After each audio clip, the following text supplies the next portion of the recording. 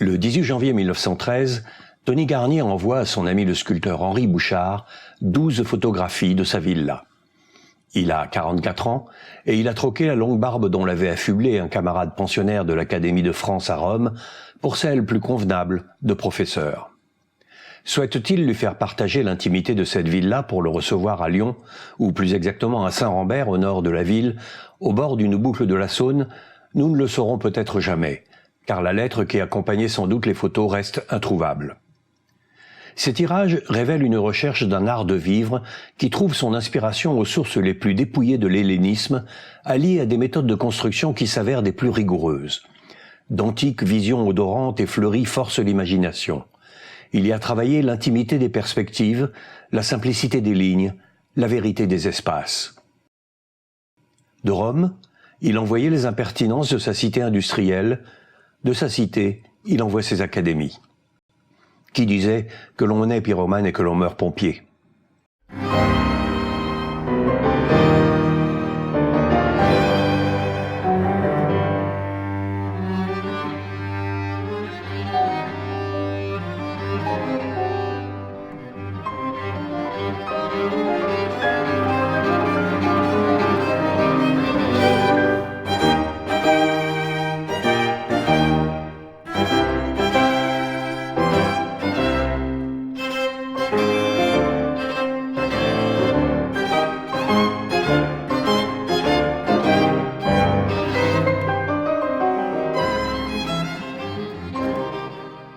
Tony Garnier pensait que pour pouvoir dire quelque chose en architecture, il lui fallait d'abord être Grand Prix de Rome. Il se présenta ainsi 8 fois au concours avant de réussir en 1899. Dès 1901, puis en 1903, à la Villa Médicis, il complète son envoi à l'Académie par ce qui apparaît comme son projet de cité idéale, une cité industrielle.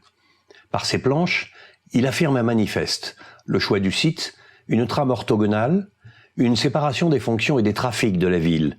Habiter et travailler focalise particulièrement son attention. Tony Garnier n'écrit pas, ou si peu, sur son architecture. À son retour à Lyon, il laisse la place le plus souvent au grand ordonnateur, Édouard Herriot, qui préfacera la publication de ses travaux. Édouard Herriot, maire de Lyon en 1905, va lui offrir maintes occasions d'appliquer à la ville ses préconisations en réalisant d'importantes infrastructures, les abattoirs de la Mouche, l'hôpital Édouard Herriot, le stade de Gerland ou le quartier d'habitation collective, boulevard des États-Unis.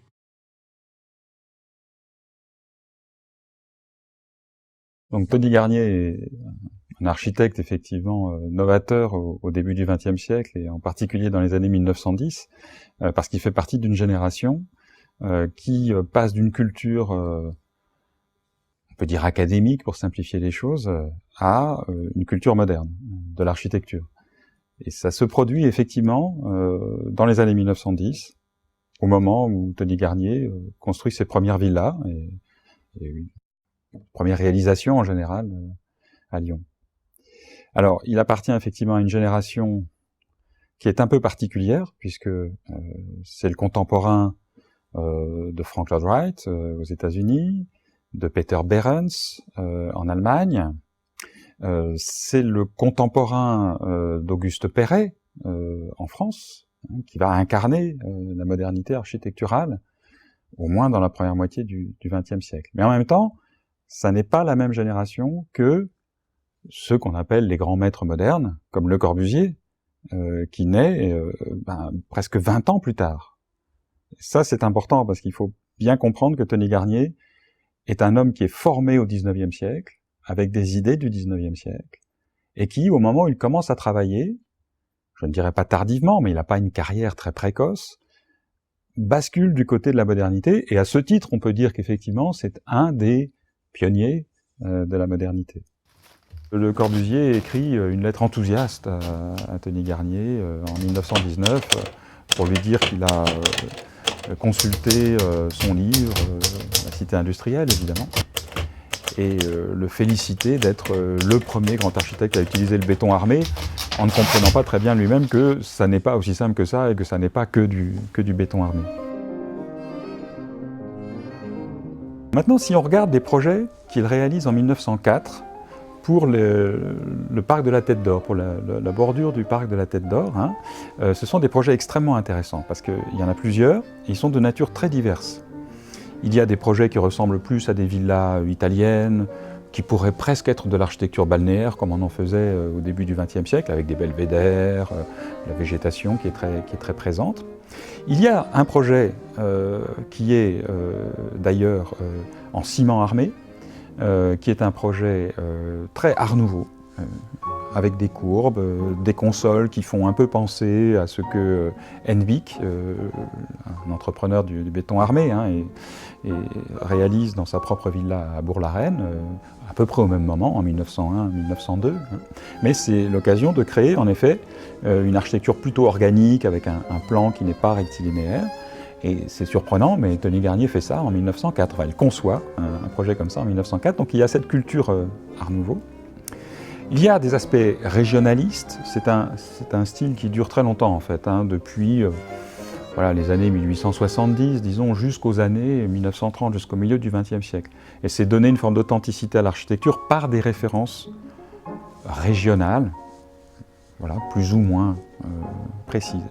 Et ça, il est sensible à ça. On le voit par exemple dans la vacherie du parc de la Tête d'Or.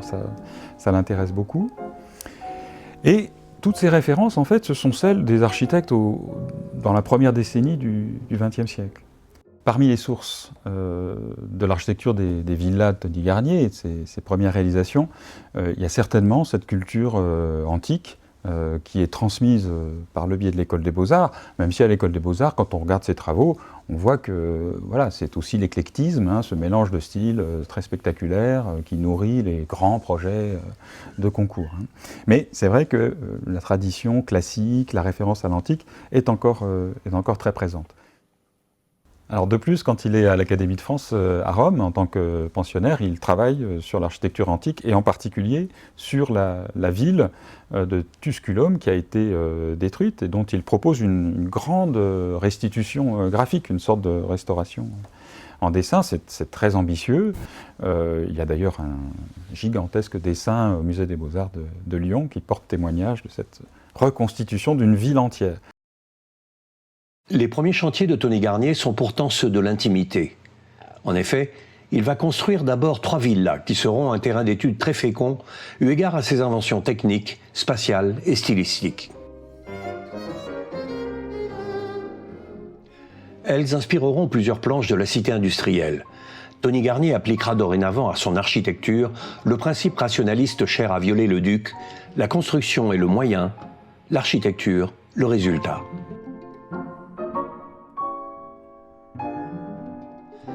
Dans les alentours de Lyon, de nombreuses maisons des champs puis maisons de plaisance avaient depuis le XVIIe siècle trouvé lieu et place pour ériger leur silhouette à la typologie humaniste.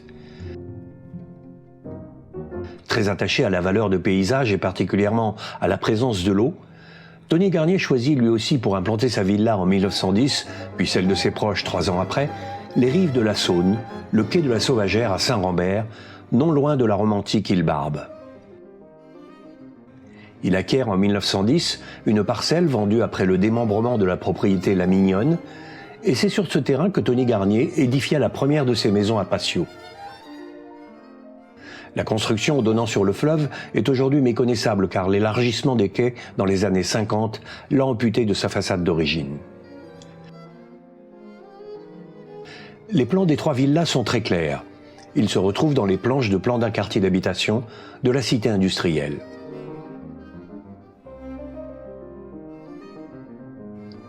Quant à la volumétrie, elle est constituée de formes géométriques simples, d'une austérité rare. La même rigueur est appliquée pour l'agrandissement de la villa du soyeux Barthélemy Gros, dont le chantier démarre en 1923 à Saint-Cyr-au-Mont-d'Or. La distribution des pièces de la villa Gros s'organise autour d'un jardin intérieur, bordé d'un péristyle, rappelant l'espace de l'atrium romain que le pensionnaire de la villa Médicis a étudié pour la restauration des maisons de Tusculum.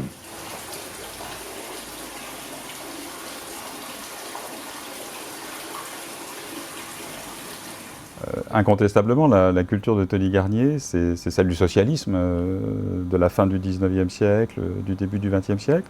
peut-être que Tony Garnier n'a pas été influencé directement par ce fourriérisme qui était présent à Lyon, hein. Il y a une tradition fourriériste à Lyon, mais je pense qu'il a plutôt été influencé par Émile Zola, comme beaucoup de chercheurs l'ont déjà reconnu. Pour clore son introduction à la publication de La Cité industrielle, Tony Garnier écrit « Chacun se rend compte que le travail est la loi humaine et qu'il y a assez d'idéal dans le culte de la beauté et la bienveillance pour rendre la vie splendide. » En effet, l'importance de la place consacrée au travail dans la cité industrielle, dans ces maisons qui sont des maisons ateliers, le conduit à une réflexion sur les conditions optimales de son exercice. Orientation des espaces, conception d'équipements spécifiques, comme un four de potier par exemple. L'architecte invente, sans prétendre à une avant-garde. Il ne cache plus la structure sous un décor, il l'utilise au contraire dans sa sobriété pour une mise en valeur de la ligne. Le vocabulaire architectural des habitations de Tony Garnier est ancré sur des fondements antiquisants, associés à une polychromie spécifique. Les lignes se rencontrent dans la nudité des prismes, des arcs, des gradins, et s'illustrent dans des détails de socles, de stèles ou de frises. Cependant, si la greffe semble évidente, la réalisation est innovante. Elle est centrée autour de l'idée d'un progrès social, d'une vision d'un monde meilleur.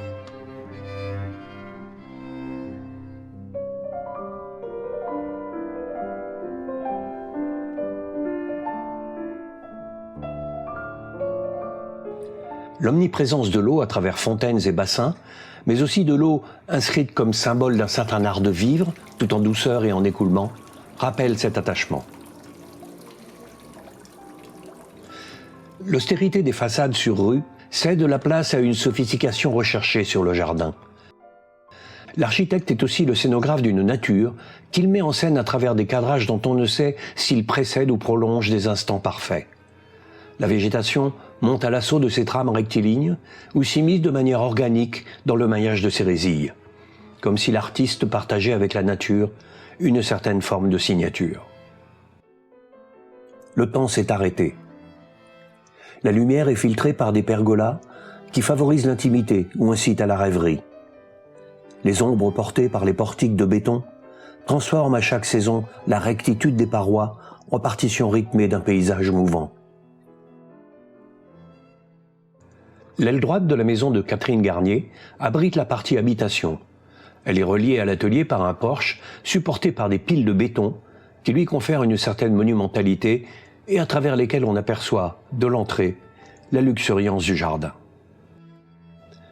Idéalement pour Tony Garnier, la vie semble se dérouler en lien avec une nature domestiquée, mais qui conserve une part de mystère. Le jardin désert, architecturé, est le lieu d'une pensée qui rejoint une métaphysique énigmatique, proche de celle des tableaux de Giorgio de Chirico. Il se dégage une vraie majesté de ces singuliers portiques qui sacrifient les jeux d'ombre à l'image d'un art de vivre méditerranéen complètement fantasmé. Le jardin, comme dispositif à l'apparence très libre, devient chez Tony Garnier exemplaire.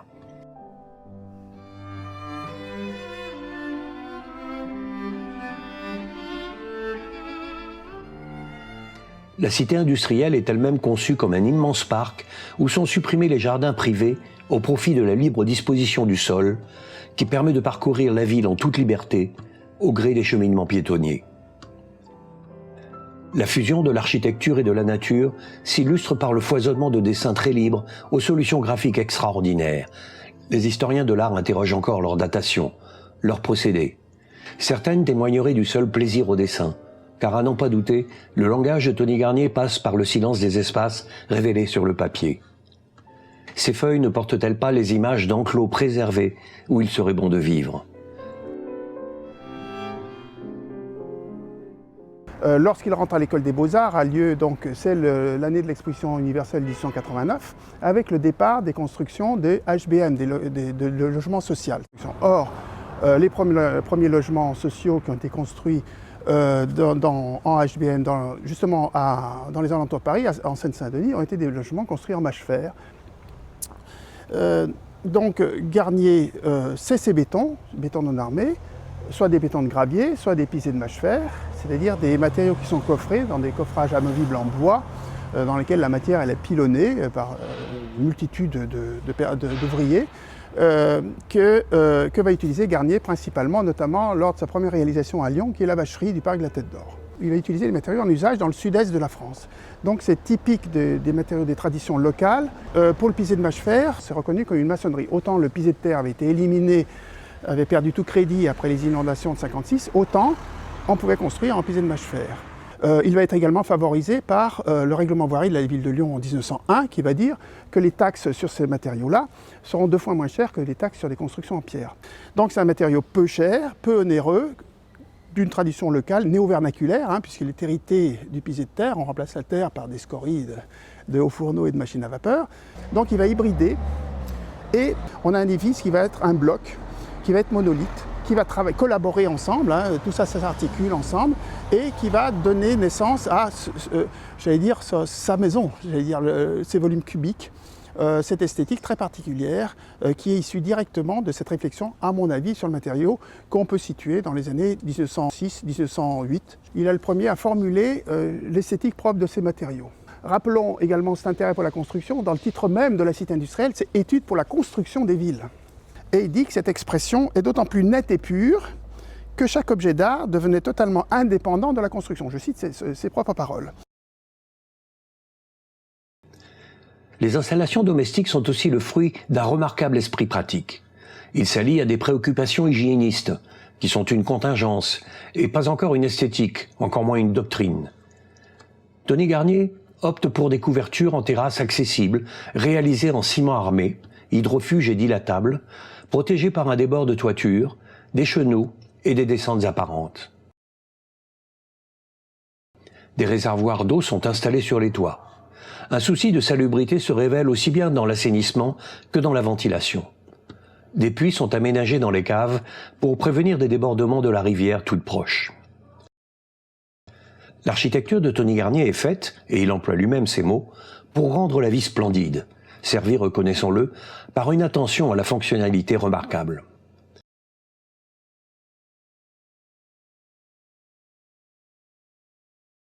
Toute sa vie, Tony Garnier restera fidèle à l'éducation technique qui fut celle de sa promotion sociale. Il exerçait avec le monde des arts décoratifs une sensibilité qui l'avait fait grandir, avec un père dessinateur en soierie, une mère tisseuse, une première école technique à Lyon entre 1883 et 1886, celle de la Martinière, avant d'être admis à l'école des Beaux-Arts en architecture de Lyon, puis à celle de Paris, où il est accueilli en 1889 en pleine préparation de l'exposition universelle qui verra s'ériger la Tour Eiffel. Ces projets de villa sont l'occasion de foisonnantes collaborations avec des sculpteurs, des peintres, des ferronniers, dinandiers, maîtres verriers, ébénistes, ou encore avec les céramistes de son temps. C'est peut-être un des éléments les plus intéressants quand on aborde la question de Tony Garnier et les arts décoratifs, puisqu'on peut vraiment parler d'une réflexion sur le mobilier intérieur qui découle directement de l'architecture et qui est directement intégrée. En ce sens, les villas, les trois de Saint-Rambert et la Villa Gros, forment des cas d'études particulièrement intéressants. Ces espaces ne sont pas forcément très grands, et il va donner tout de suite un sentiment assez énorme d'espace avec des sellettes engagées, des banquettes engagées. Ce béton intégré dans l'architecture, les formes découlent, comme tout son vocabulaire, de l'antique. On est quasi contemporain de la fameuse idée d'Adolf Loos, l'ornement est un crime. Et il supprime tout ornement et propose un mobilier directement intégré. Dans la manière de vivre et en comparaison avec d'autres artistes qu'on reverra autour de 1925, Rouspitz, Mallet-Stevens et Le Corbusier, on est dans cette ligne-là où le mobilier est partie prenante de l'architecture.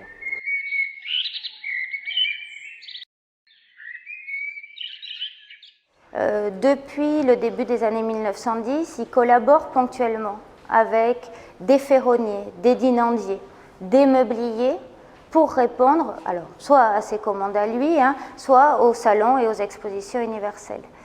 Cette même génération qui comprend Chalessin, Francis, qui est un des fils en particulier, Paul Beyer, Charles Piguet et des sculpteurs comme Larive et Salandre se retrouvent ensuite au Salon de l'art décoratif moderne de Lyon de 27 à 29. Dans ces années-là, ça marche aussi avec la peinture et les grandes fresques que l'on voit sur ces murs. On peut parler de peinture et de sculpture décorative. Un moment où cette hiérarchie des genres est rebalayée et la sculpture et la peinture sont appliquées au décor intérieur. Tout le langage est là. Un mobilier très simple, une grande simplicité formelle avec des grands volumes et la référence constante à l'Antiquité. Tony Garnier, dans un petit texte qui a immédiatement été évacué par les institutions académiques, mais qui a été pris en note par un journaliste, a écrit « Ainsi que toutes les architectures reposant sur des principes faux, l'architecture antique est une erreur. La vérité seule est belle. En architecture, la vérité est le résultat des calculs que l'on fait pour satisfaire des besoins connus avec des moyens connus. » Donc c'est une très belle phrase, difficile à interpréter, mais quand même, qui veut dire finalement, alors que l'antique est une erreur, mais l'antique tel que l'Académie le conçoit, c'est-à-dire une tradition de l'imitation, que la colonne c'est le tronc d'arbre, et voilà. Donc ça, je pense qu'effectivement, Tony Garnier a rejeté ce fond qui vient de Vitruve, hein, qui vient de très très loin et qui est fondateur de toute la pensée théorique en architecture. Mais ce qu'il dit, c'est que la vérité est belle, et la vérité, hein, ce sont des besoins et des moyens. Donc c'est une pensée rationaliste au sens du 19e siècle, hein, en architecture, c'est-à-dire vraiment faire correspondre l'architecture à sa fonction, l'architecture aux moyens qui sont utilisés, aux matériaux qui sont utilisés. Et l'édifice ne doit pas mentir, il doit dire la vérité. Il doit dire « je suis construit comme ça, et je sers à ça ». Donc là, je crois que pour lui, c'est une sorte de révolution.